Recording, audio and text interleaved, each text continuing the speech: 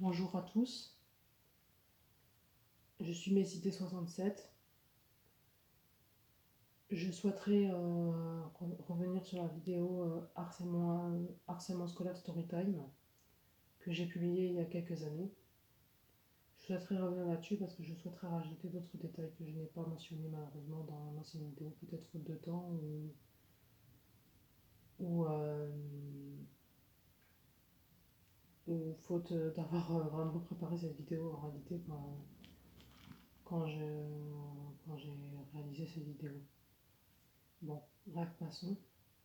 Donc, j'ai effectivement subi du harcèlement, donc de l'école primaire jusqu'au lycée principalement.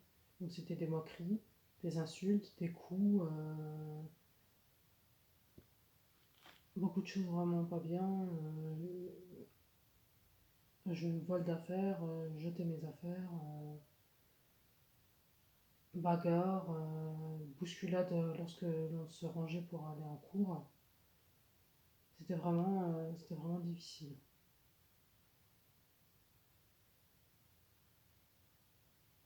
Je tenais à préciser que j'ai également été victime de harcèlement en ligne. Alors, je n'ai pas été victime de harcèlement sur Facebook ou sur les réseaux sociaux. Parce qu'à l'époque, je n'étais pas sur ces réseaux, j'étais sur Skyblog. Et sur Skyblog, j'ai sur Skyblog, j'ai été victime de harcèlement. Donc, des gens qui venaient m'insulter sur mon blog ou sur leur blog. Une fille m'a déjà menacé de mort sur son blog. Et 2 ans auparavant, 1 ou 2 ans auparavant, elle avait demandé à une fille de m'étrangler, elle m'a étranglé fortement. Et jusque-là, je ne me suis pas remise du traumatisme de cet étranglement. Si j'ai un conseil à donner, c'est que cette situation n'est pas normale. Comprenez-le bien, si vous en êtes victime, sachez que cette situation n'est pas normale et que vous devez en parler à un membre un membre du personnel, pardon. Vous devez en parler à un membre du personnel, à un professeur, à n'importe qui pourrait vous aider. Et, et si nécessaire, peut-être regarder toutes les preuves et porter plainte. C'est vraiment, vraiment, vraiment important.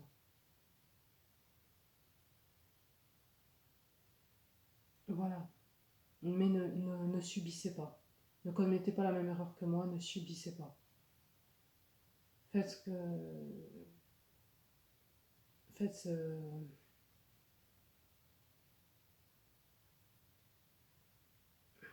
faites ce qui est à faire, c'est-à-dire parlez-en, défendez-vous du mieux que vous pouvez, parce que au moins vous n'aurez pas de vous n'en subirez pas les conséquences comme je les subis aujourd'hui. C'est-à-dire qu'aujourd'hui j'ai perdu l'estime de moi-même, j'ai perdu beaucoup de confiance en moi, j'ai peur des autres. C'est très dur à vivre parce que j'ai beaucoup subi ces moqueries. Alors ne faites pas la même erreur que moi, parlez-en et défendez-vous. En parlant à un adulte, un professeur, un membre du personnel, un surveillant, au CPE, n'importe. Et, et si nécessaire, parlez-en plusieurs fois si le harcèlement continue, si le harcèlement se poursuit. C'est très important. Voilà. Donc voilà ce que je voulais rajouter par rapport à ma vidéo Storytime.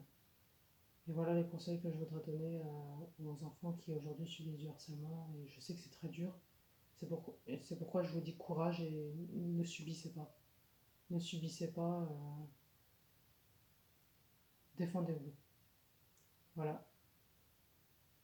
Parce que la vie vaut la peine d'être vécue et quand je vois qu'il y a des enfants qui se suicident à cause du harcèlement, ça me brise le cœur. Parce que moi j'ai pensé au suicide à ce moment-là et j'aurais pu être l'une d'entre eux.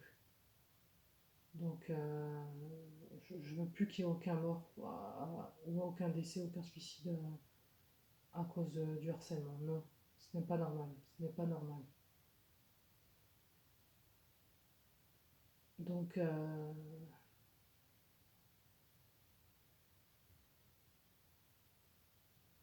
donc voilà, il faut se défendre. Il faut en parler. Il faut le dire. Et une autre chose que je souhaiterais préciser, c'est que ne perdez pas l'estime de vous-même, ne perdez pas la confiance en vous-même, ne doutez pas de vous-même, Ceux qui vous embêtent, c'est eux les imbéciles. Ceux qui vous embêtent, c'est eux les sous-merdes.